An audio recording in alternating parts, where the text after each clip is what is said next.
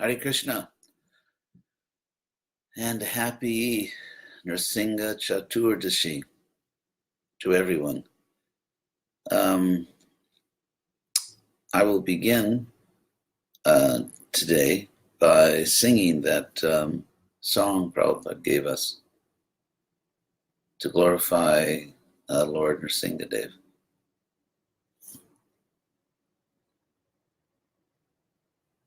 So it goes like this.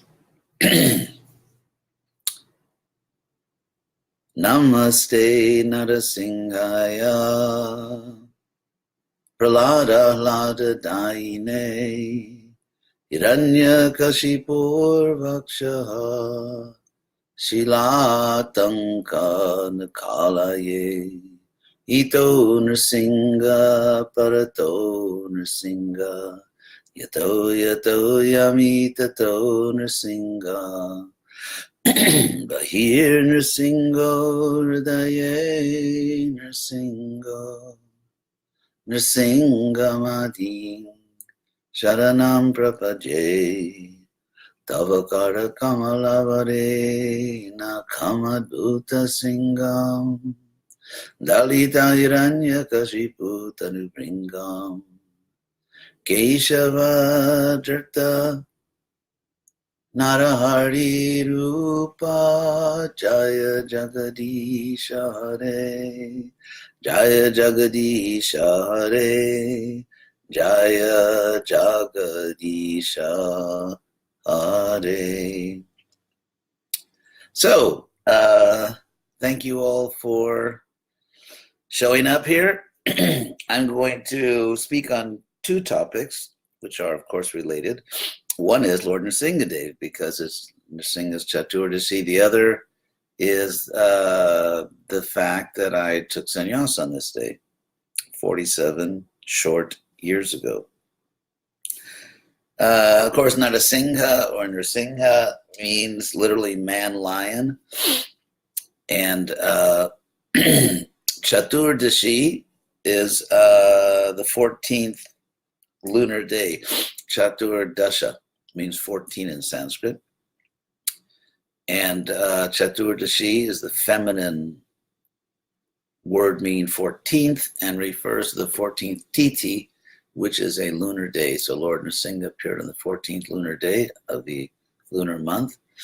So this song we sing, Namaste Nrsimhaya, which means I bow unto the man-lion, literally. I'll give you a very literal translation, and of course we know what it means, or should know. So Namaste Nrsimhaya, I bow to you, the man-lion.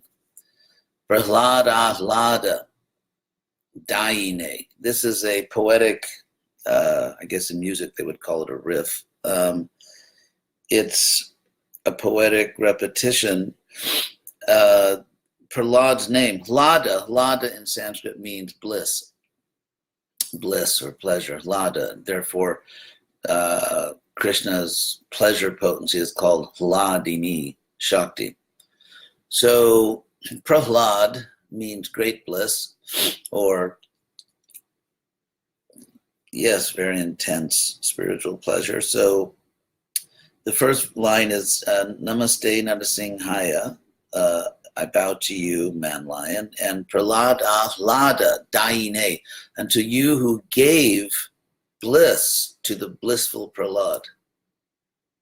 So that's literally what it means. Unto you who gave bliss to the blissful Prahlad. Hiranyakashipur Vaksha Shila Tankanakalaye. And of course, the first line is Namaste Nrsimhaya. The next three lines are all in what is called in Sanskrit the dative case, unto.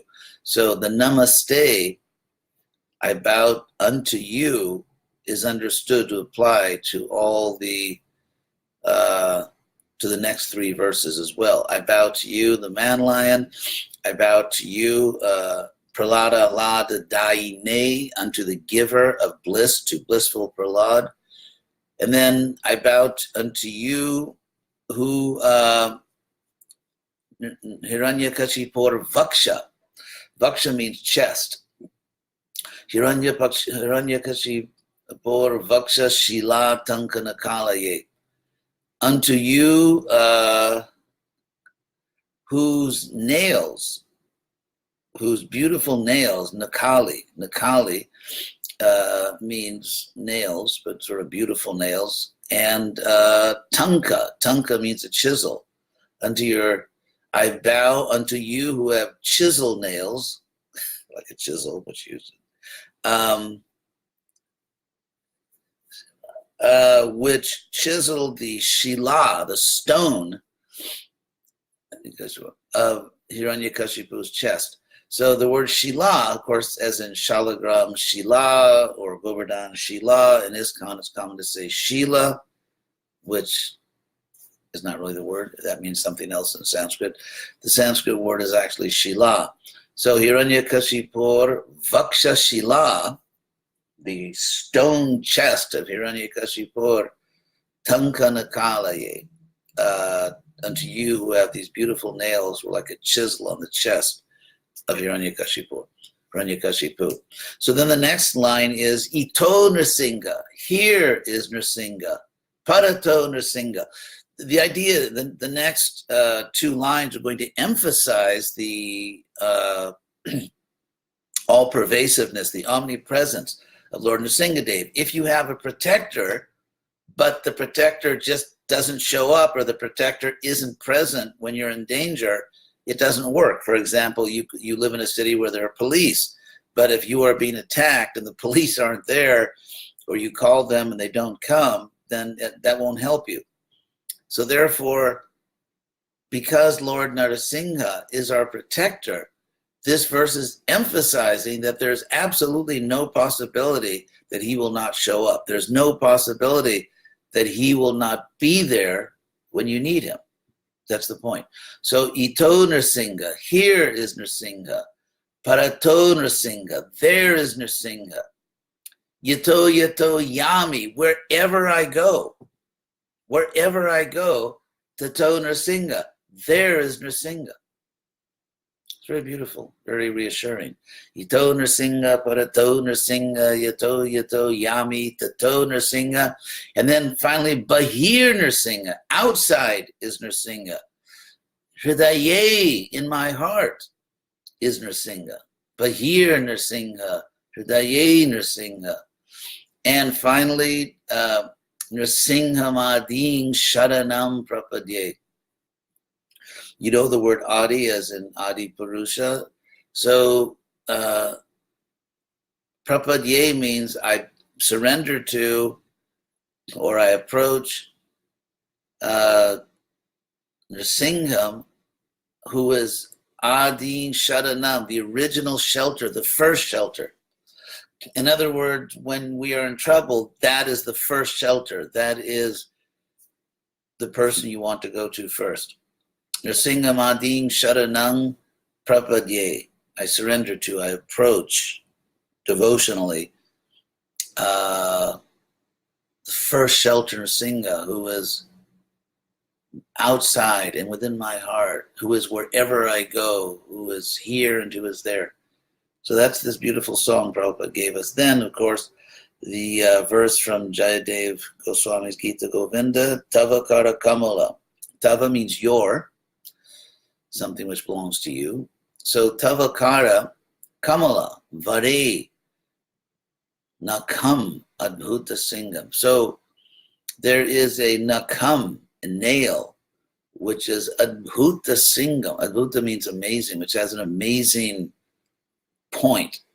This amazingly nails, which have these amazingly sharp points on the excellent hands, on the excellent lotus hands, on your excellent lotus hands. So the first word is your, Tavakara, your hands. Kara in Sanskrit, literally, it means the doer. And because your hands do everything, therefore the hand is called the doer. So Tavakara Kamala, your hand lotus, literally, or as we would say, your lotus hand. Tavakara Kamala Vare, in that lotus hand, which is Vara, which is excellent, which is like the best of hands. Tavakara Kamala Vare Nakam, a nail. There are nails which are Bhuta Singam, wonderfully pointed. Dalita Hiranyakashipu Tanu Bringam. And it is those hands which tore apart, Dalita means tore apart, which tore apart Hiranyakashipu, the body, Tanu, the body of Hiranyakashipu, Bringam, which was like that of a wasp. In other words, if for a normal human being, of course, please don't do this, but if you tear apart an insect, it's not a difficult thing. So the Lord tore apart Hiranyakashipu, his body, Hiranyakashipu's powerful body, as if it was the body of a small insect. Dalita Hiranyakashipu Tanavringam Keshava Jita. Keshava, you have assumed Narahari Rupa, the man-lion form. Therefore, Jaya Jagadisha Hare. Jai, Lord of the universe, Hari. So this is, of course, the very famous story of Lord Nrsimha Dev. And it's also really the story of Prahlad. Because if you read the story in the 7th canto of the Bhagavatam, most of the story is actually about Prahlad. And then at the end, Lord Nrsimha dramatically comes and saves Prahlad and kills the demon. So Prahlad is a very big part of the story. In fact, in the Bhagavatam, as I said, he's the, just in terms of number of verses, so much is about him. And then, of course, his famous request after the Lord killed his so-called father, Prahlad was granted a wish, and he requested that his father be saved. So it's not only a story about the Lord protecting his devotees and destroying those who would do evil in the world. It's also a story of forgiveness and compassion. And that's another very important part of this story. So I'm going to say a few words on how and why and where I took sannyas 47 years ago. I was a grihastha. I was married in Boston, I think in January of 1971. And a picture of my wedding, my wife and myself, appeared on the front page of the Boston Globe, the famous newspaper. And then I was sent to help open ISKCON's temple in New Orleans, which I did for a few months. And then my GBC, Satsarupa, who was a grihastha then, like me, he asked me to go to Gainesville, Florida, to be really the first temple president there. And then after 6 months in Gainesville, I became temple president in Houston. As far as why I took sannyas, simple answer is because it was the right ashram for me. The best ashram for everyone is just the one that's most natural for that person. So it had always been my greatest desire to go around the world and preach. That's what really inspired me in life. And so by Krishna's mercy, as I always say, I had an excellent wife, so that I would never lament that I was not happy in grihastha life because I didn't have a good wife or the right wife. I had an excellent wife. And therefore, it was clear to me that it just wasn't the right ashram for me personally. So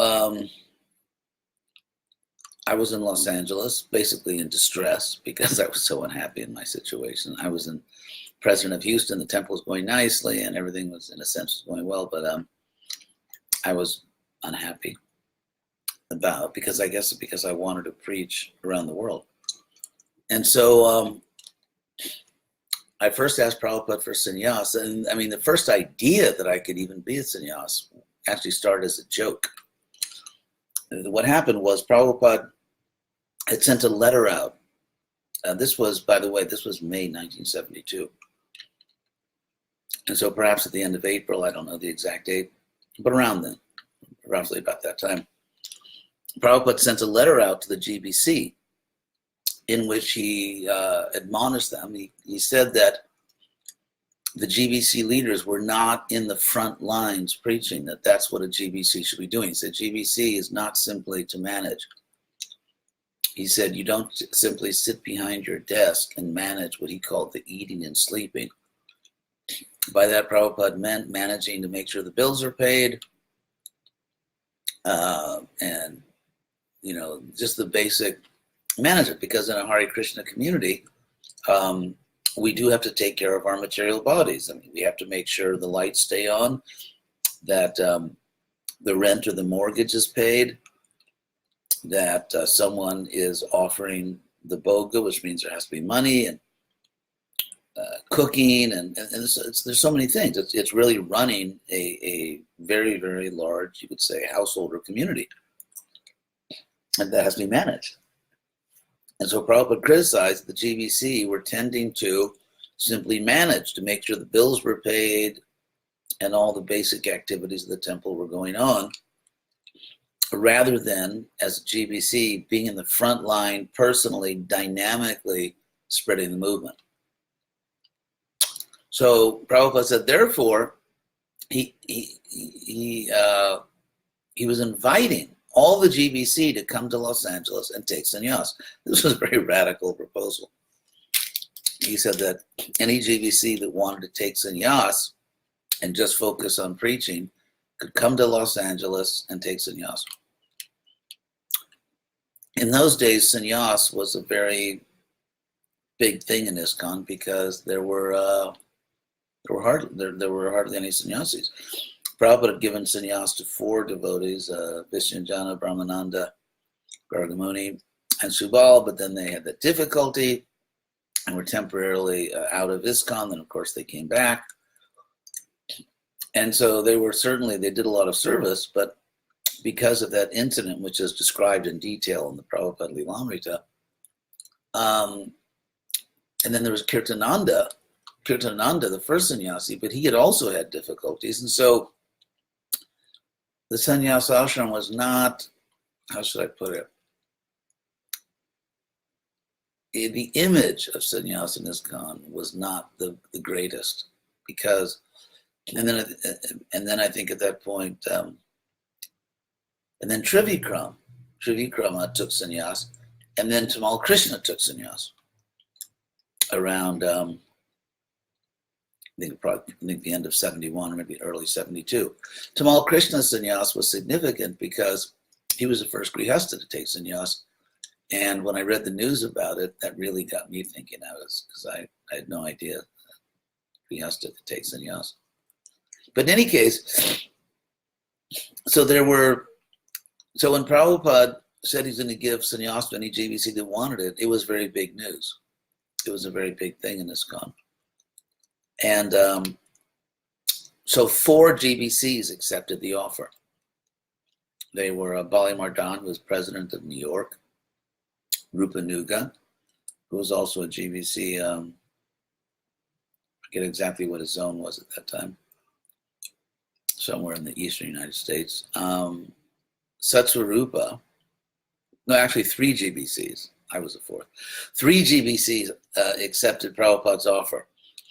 So in the Los Angeles temple, everyone was buzzing about that. Everybody was talking about that. And one time I was on the lawn, there used to be a lawn, in front of the Los Angeles temple, talking, just a bunch of friends of mine. I think Jayatirtha was there, just, people my generation, we were all talking. And then someone said that, Hridayananda should take sannyas. And when he said that, everyone started laughing. It was actually meant as a joke. So the reason it was meant as a joke is because I was always seen with my wife. I had a very good wife, and she liked to be in my company, and I had no objection because I thought she was a very good devotee. So I was happy to be in her company. And so we were all seen together all the time. And so everyone assumed I was a very attached householder. So someone said, yeah, Sridhananda should take sannyas also. That was a joke, and everyone laughed. I didn't laugh. I just started thinking. And then, but then immediately after everybody laughed, someone said, well, actually, maybe it's not such a joke because, he's a good preacher and all that. But at that point, it already entered my mind that I really wanted to take sannyas. And it just became a conviction that I should do this. So I had heard that I knew that I couldn't take sannyas. It was very likely I could not take sannyas unless my wife agreed. I had a friend, Janame Jaya, at that point was president of Atlanta. He's my age. We were friends. And so he asked Prabhupada for sannyas, but his wife objected. And so Prabhupada refused to give him sannyas. So for a few days, actually, all day, my wife and I had these heart-to-heart talks. And anyway, to her credit and earning my eternal gratitude, she agreed. So I think it's very important that to acknowledge how much credit she deserves for.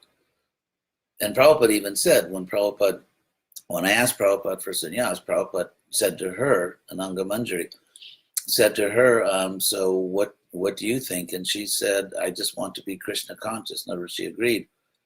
And Prabhupada said, you are already Krishna conscious. So she was 18 at the time. I mean, to understand, how could I do that? In those days, we actually had no idea, and I really mean this, no idea that we could live outside of a Hare Krishna temple. I mean, just the idea of living outside of a temple was inconceivable. So as far as we understood, for the rest of our lives, we would live in temples and go on Sankirtan every day. And it's just a question, do you live in a temple as a grihasta, or do you live in a temple as a single person? That was the only difference in our minds. My wife was 18, I was 23. And as science has now shown, people at that age, their brains are many, many years away from developing fully. So anyway, but I knew I had to do this. So that's actually how I took sannyas 47 years ago, along with Rupanuga, Balimardan, and Sasrupa. That was in Los Angeles, in New Dwarka. And the devotee told me you have to make a danda. So they told me that there's a place where we can get bamboo to make a danda. So they took me to my high school, actually, which was not far from the temple. So I got the bamboo for my first danda from my high school, which I thought was really ironic and symbolic in some way. And so after I took sannyas, I had been temple president in Houston. And so I went into Prabhupada's room after the ceremony later that day. And Satrup also went with me. We were old friends. And so Prabhupada said, so what are you going to do? The idea being that, okay, I've given you this big position. Now what are you going to do? What are you going to do with this position I've given you? Are you just going to sit around? And, he didn't say that, but that was the idea. What are you going to do? So at that point, during that time of the sannyas initiations, the GBC, many GBC, or I think most of the GBC had come to Los Angeles because it was a big event, and so all the GBC came. And so in those days, in 1972, there was no annual GBC meeting in Mayapur. There was no Mayapur festival. There was no ISKCON Mayapur. So there was no annual meeting. Just whenever Prabhupada wanted the GBC, he would call for them and they would come. Or on this occasion, because Prabhupada was in LA and a very important event was taking place, 3 GBCs were taking sannyas, so the GBCs came. And they took advantage to have a meeting at that time. And at that meeting, they sort of rearranged the GBC zone. So, for example, Bhagavan, who had been GBC of the central part of the United States,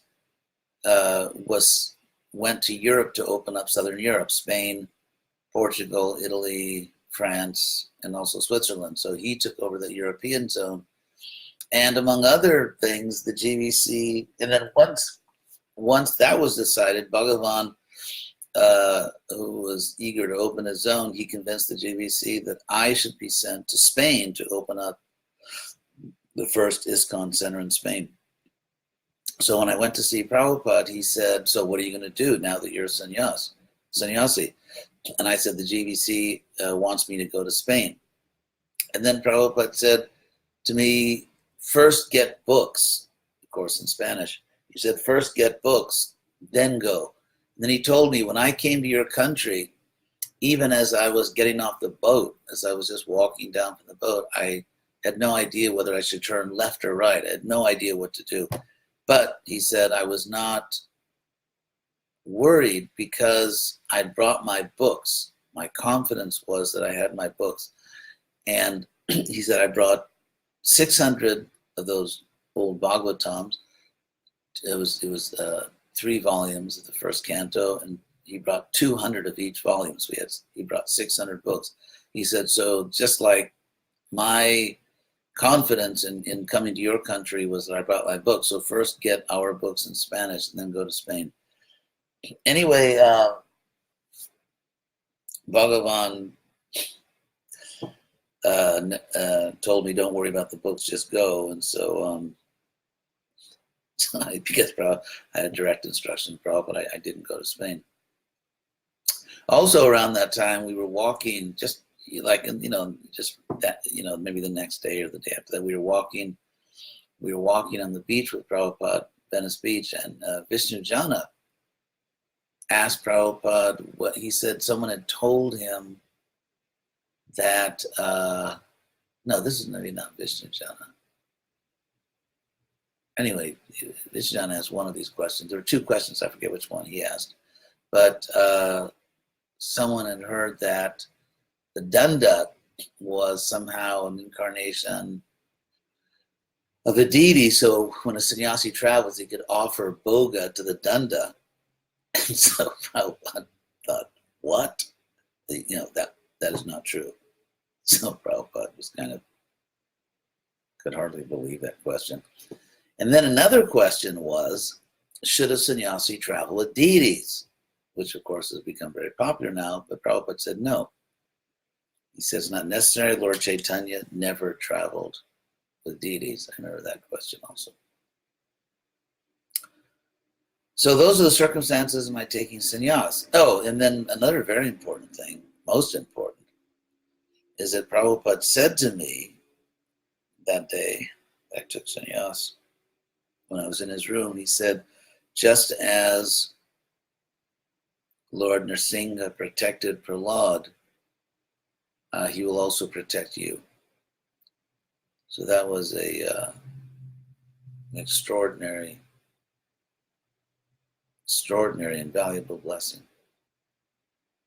that Lord Nrsimha will protect you as he protected Prahlad. Of course, I'm very grateful to Prabhupada, Lord Nrsimha Dev, Krishna, for this opportunity. And there's something meaningful about taking sannyas on this day, because Prabhupada explains in various purports that the real point of sannyas is courage, that one has to believe, first of all, that I will be happy without ordinary family life, that I will be happy in Krishna consciousness, and also that because of course this now sounds a little almost funny, because in ancient times, or even in, say, traditional times in India, a sannyas would just depend on Krishna, wouldn't have a house. In those days, people didn't really have money so much. People had land, and houses, and sannyasis didn't own land and houses.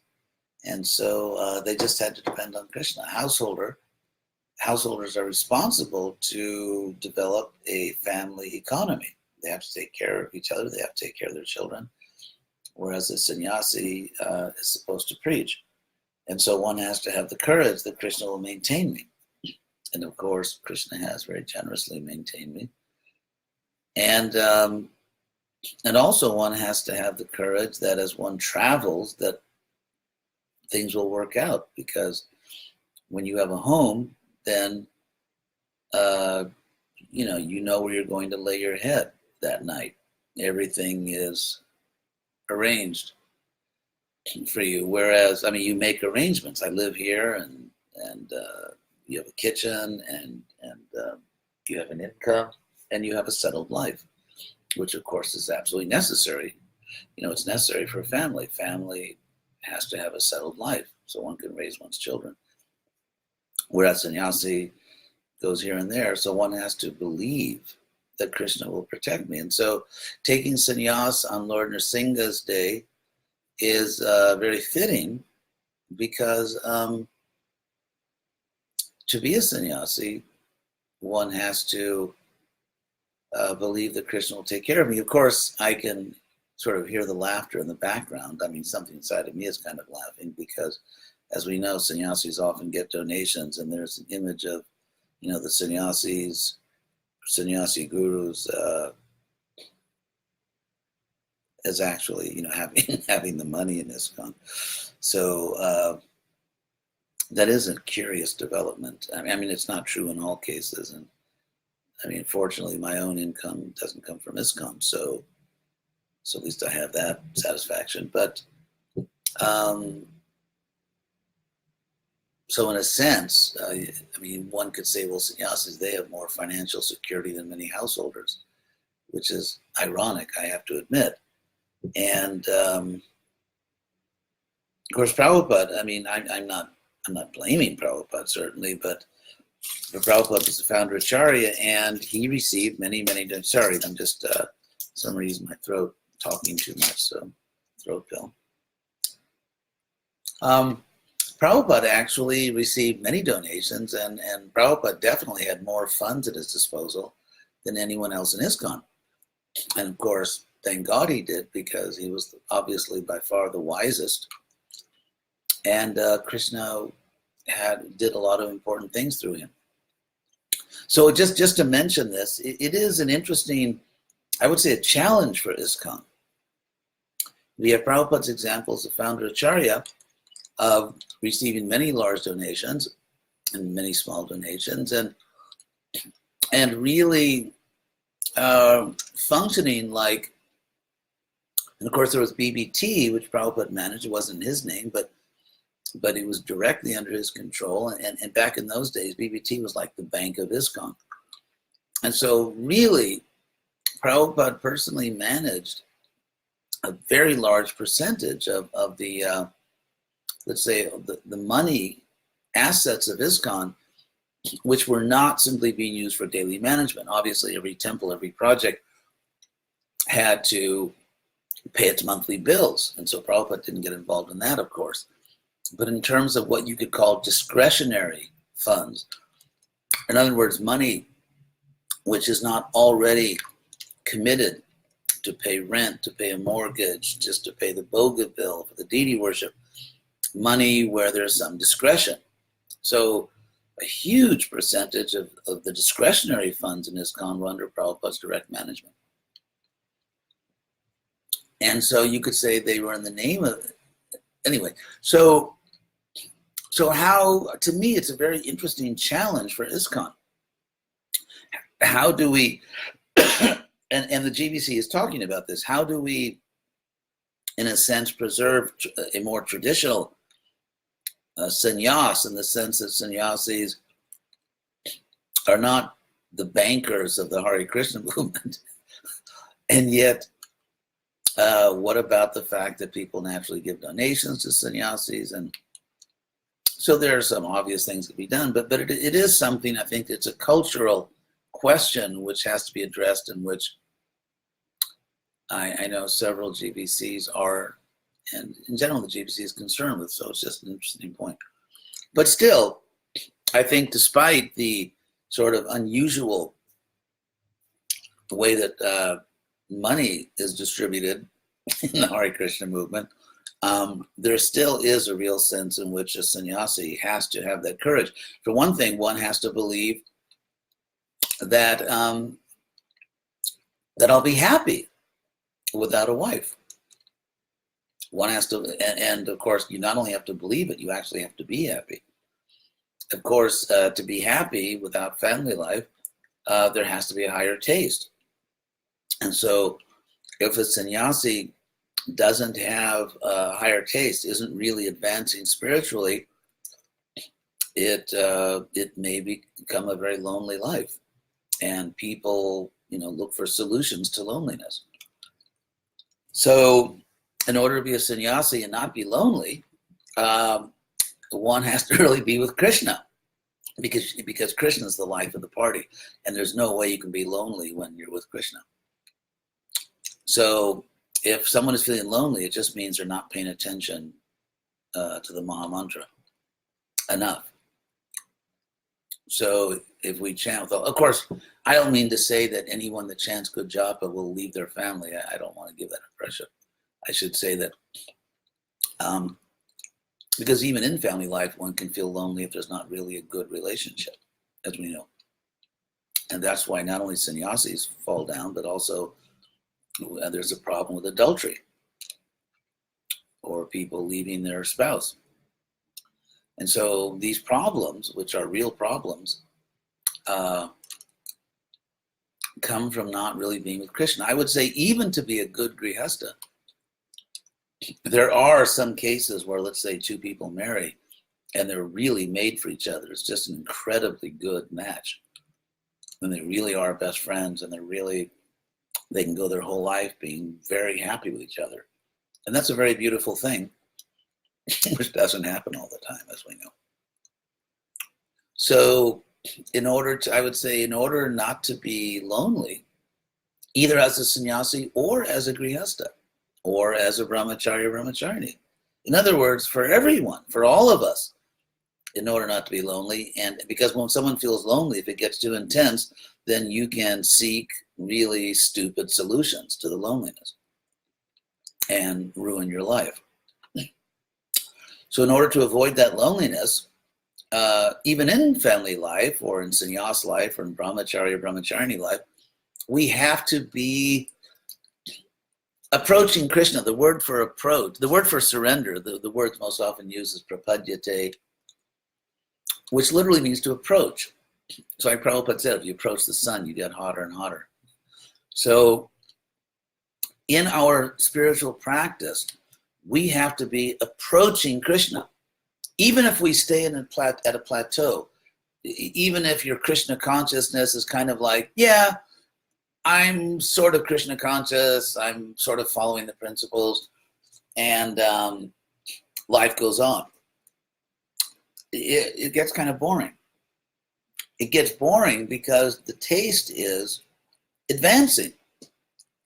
I saw this great bumper sticker, which is a reference to those dog teams, like up in Alaska or in the Yukon in Canada. They have these sleds because everything is snow and ice. You can't bring a regular vehicle, so they have these sleds with dogs pulling them. So I saw a bumper sticker that said, "If you are not the lead dog, the scenery never changes."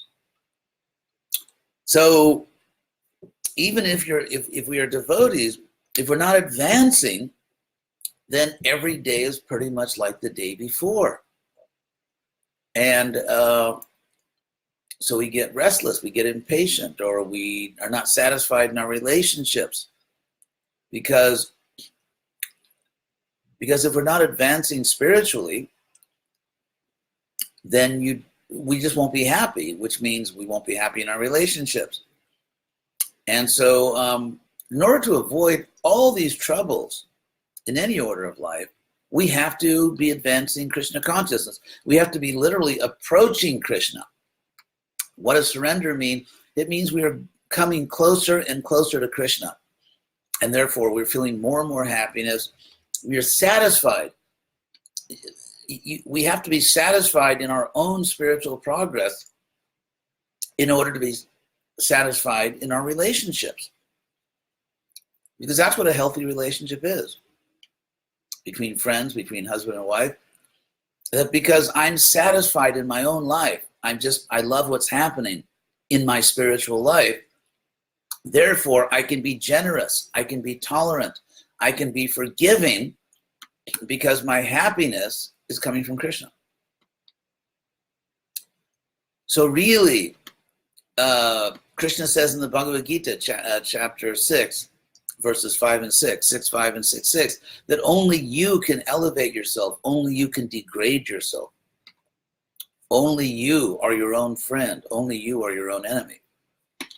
So what that means is that if you take your spiritual life seriously, and if you are advancing spiritually, you will have the self-satisfaction to be generous and forgiving in your relationships with others. And if by Krishna's arrangement one does not have a quote-unquote partner, then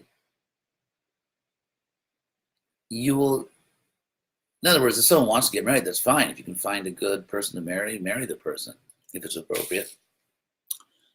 But let's say that doesn't happen. Let's say one doesn't find an appropriate person, or one is stuck with an inappropriate, whatever. Then if we are advancing spiritually, our heart will be filled with love and happiness. And so if we feel lonely, if we feel unsatisfied in some way in our life, we should use that as turn that negative into a positive. That fact that I'm not satisfied, or I'm lonely, or just not satisfied with my life, let that be an impetus that I have to approach Krishna. And that's what real intelligence is. Fools cannot be happy because they always do stupid things. But real intelligence means that, okay, I'm not happy, and my mind tells me I'm not happy because of this and that and something else. But my higher intelligence tells me I'm not happy because I'm not Krishna conscious. This doesn't mean that you shouldn't make a reasonable effort to satisfy your desires. For example, have nice prasadam, or if you're inclined to get married, and if there's an appropriate person, then get married. So we're not talking about artificial renunciation. I'm saying that after all of your best appropriate efforts, not doing crazy things, but after all of your appropriate, reasonable efforts, if you are not satisfied with your life, then the solution is to advance in Krishna consciousness. And if we think anything else, it is simply Maya who's dictating to us. So Krishna is giving us advice, and Maya is giving us advice. And what decides our life, what decides the kind of life you will have, is who you listen to. Do you listen to Krishna, or do you listen to Maya, who is starring in your life as your material mind? Maya appears in your life in the form of the mundane mind. So in that sense, all of us have to have courage. All of us have to take shelter, Lord Nrsimha Dev. And Prabhupada used to use the term Grihasta sannyasi. He used to use that term until he found there weren't many clients. But anyway, he did use that at a time. So I don't mean that householders have to live exactly like sannyasis, but it doesn't matter whatever kind of body we have, man, woman, Grihasta sannyasi, or brahmachari. Of course, there are specific duties for different stages of life, but still at a deeper level, all of us have to take shelter of Krishna in exactly the same way. And if not, a sannyasi will not be able to powerfully execute sannyas dharma. A householder will struggle to be faithful. Brahmacharis and brahmacharinis will have their own problems, and so in Vanaprastha. So all of us are in the same boat, in a sense. All of us have to approach Krishna, have to get the higher taste if we are really going to have a good life. That's true for all of us in our different situations.